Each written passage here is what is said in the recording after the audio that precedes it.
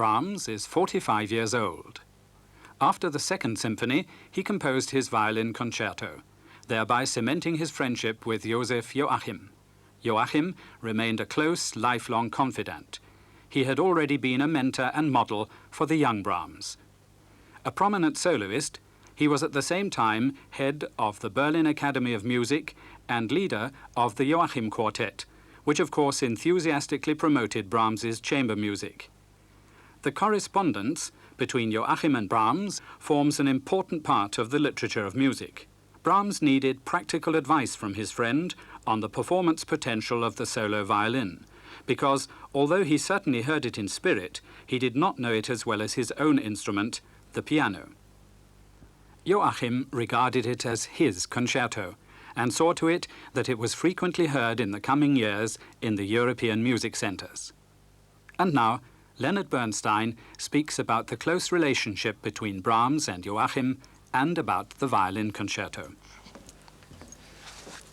We are about to hear a performance of the great violin concerto by Johannes Brahms. Doesn't that sound pompous? Almost as pompous as that famous Brahms image against which we constantly have to fight in order to rid ourselves of our received ideas about this unique composer. You remember we spoke last time of coins imprinted with cliches, heavy, academic, and so on, and how important it is to inspect the obverse side of the coin in order to gain an understanding of this man who was capable of creating so much sheer beauty. Well, the coin we have before us today is engraved with the cliché bourgeois, and it's time to flip it over. We are indeed going to hear Brahms' very great violin concerto, and picking up the score, the first thing we see is the tempo indication, allegro non troppo, which, as you know, means fast, but not too much so. It is simply amazing how many of Brahms' tempo indications contain the words non troppo, allegro non troppo, adagio non troppo, not too slow, or in fact, for the last movement of this very violin concerto, allegro giocoso ma non troppo vivace, which is to say fast and joyful but not too vivacious, whatever that means. Similarly, we can find throughout his music markings like un poco sostenuto, a little bit sustained, un poco allegro, a little bit fast, un poco allegretto, a little bit fairly fast, whatever that means. Every possible cautionary variant. All this would seem to suggest a man who doesn't want to go too far and who doesn't want us to go too far. A nice, moderate man, a middle-of-the-road man, a man whom one might perhaps envisage in his favorite chair and carpet slippers, smoking his cigar before the fireplace, with his children playing contentedly on the floor, cutting out paper dolls as the wife sits happily knitting in her rocking chair, the fire glowing happily away, bathing them all and us onlookers in a bourgeois paradise of warmth and comfort. Have I painted you a truly Brahmsian picture? No. Is this the comfortable warmth that we are left with after we hear a major Brahms work? Yes. But it is a kind of warmth and comfort that comes from a very far away place above or outside of us, or from a very, very deep place inside of us, not from that glowing fireplace. And it comes only after much struggle, anguish, and rage. Now, there are some facts from which we can deduce a kind of truth. Brahms was never married. No motherly lady ever knitted by his fireside, and no children nestled at his feet. As Vienna's most celebrated composer, he lived quite alone in a boarding house with two old ladies whose company pleased him. He was far from home. Born and raised a provincial North German in Hamburg, he elected, for reasons that have never been made too clear, to end his provincial wanderings by settling in Vienna, that sophisticated, intrigue-ridden metropolis of mixed races, Habsburg pomp, and supreme musical tradition involving Mozart, Haydn, Beethoven, Schubert, and Johann Strauss. But now Brahms is king, famous for the first time at the age of 45, 2 mysterious and often unaccountable decades after the traumatic death of Schumann, whom he had adored and who had adored him.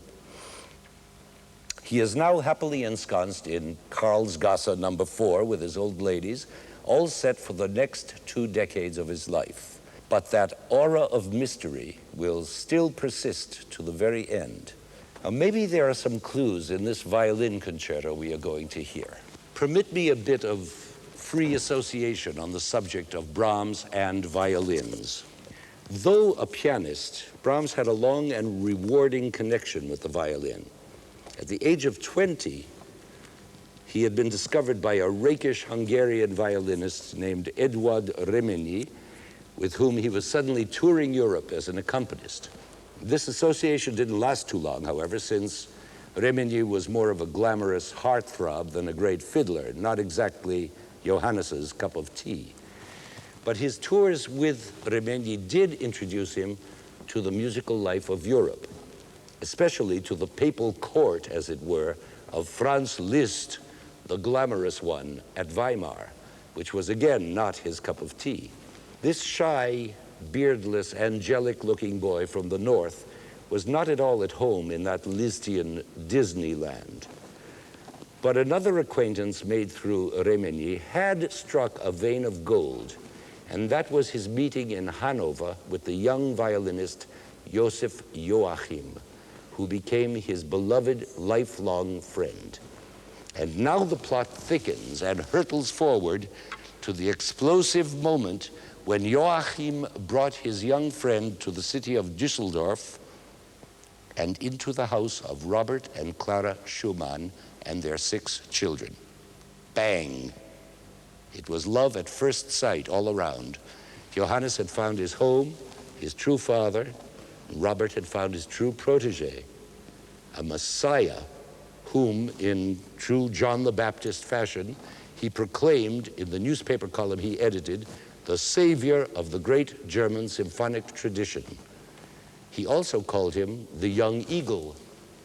He is also said to have called him der schönste blonde Knabe in Deutschland, the most beautiful blonde boy in Germany.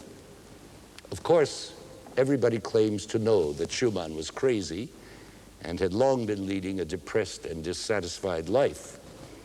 But nobody has ever adequately explained why. In any case, a few months after this golden appearance in his doorway, Robert Schumann jumped into the Rhine, was fished out, and confined to a madhouse where he died 2 years later. It is curious that during those 2 years, Schumann's only visitor was Brahms, sometimes with Joachim, but never once with Clara. What a fascinating story, and what a romantic case history it might have made if only there were more facts, if Brahms, years later, had not seized all his letters to Clara Schumann and thrown them into the Rhine. So many ifs. Now, heaven forbid that we should try to play Freud, but how can one resist at this point a glance into Brahms' childhood? Picture him as an 8-year-old being cuddled in the laps of friendly whores while his daddy played bass fiddle in the sailor dives of Hamburg. Picture him again as an adolescent, shy, studious, ungregarious, wary. Wary!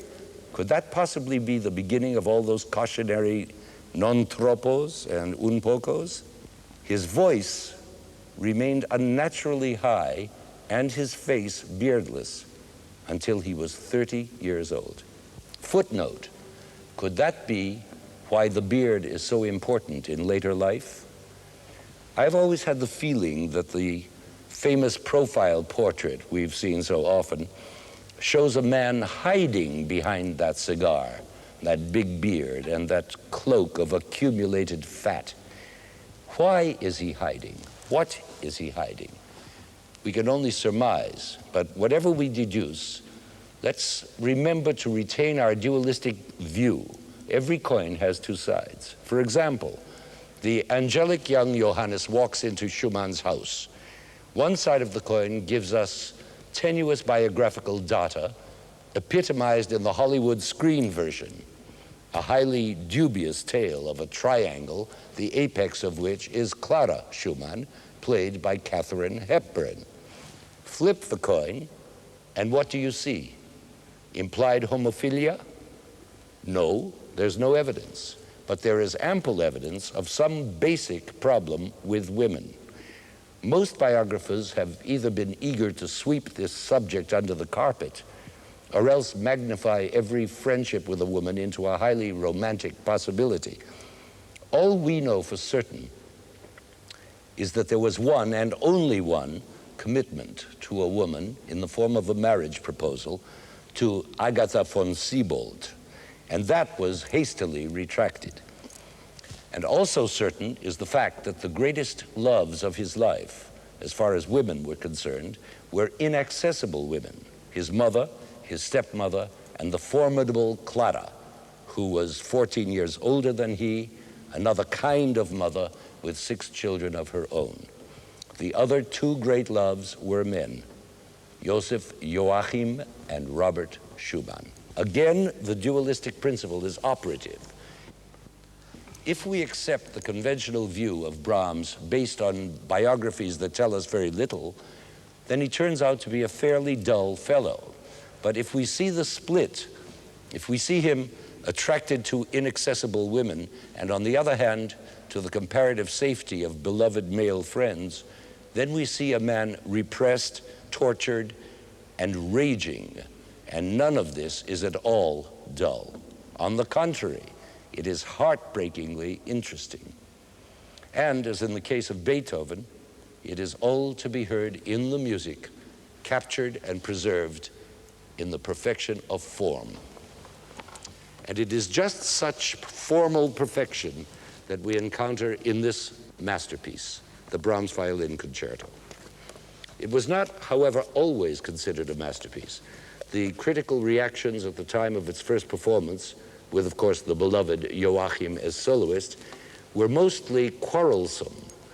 The critics somehow failed to perceive or were unwilling to accept the utterly symphonic nature of this concerto. The most famous critical remark that has come down to us described the piece as a concerto against the violin rather than for it. Tchaikovsky complained bitterly about the constantly blossoming melodic continuity, saying that hardly had a melodic line been suggested when it was already overgrown with modulations, as if Brahms were afraid to speak with us directly in a way that would reach the heart. And Hugo Wolf characterized the concerto simply as the melancholy of impotence.